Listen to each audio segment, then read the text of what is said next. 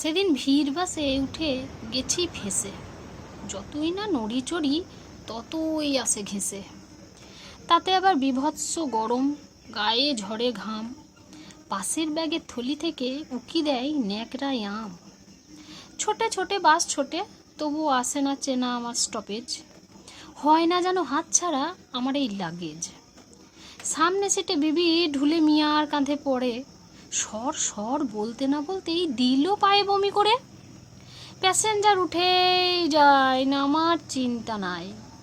আমি ভাবি কেমনভাবে এই ভিড় থেকে মুক্তি পাই। পায়ের দিকে চেয়ে দেখি ছোট্ট বাচ্চা দাঁড়িয়ে,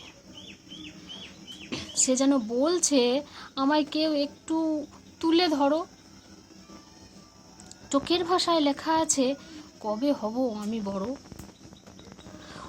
ওঠে দেখি ক্যাচকেচিয়ে নিয়ে খালি মাছের হাঁড়ি, শুকনো গন্ধে আসে বমি, হবে যে মহামারী। মনে হয় যেন নামিয়ে দিয়ে দিই দু চার ঘুষি, সে কথা ভেবেই শুধু নিজের আঙুল চুষি। মনের ভিতর আমার আশা সেই এসিতে বসা, এখন শুধু স্বপ্নটা হয়েছে অন্ধকারে কামড়ানো মশা।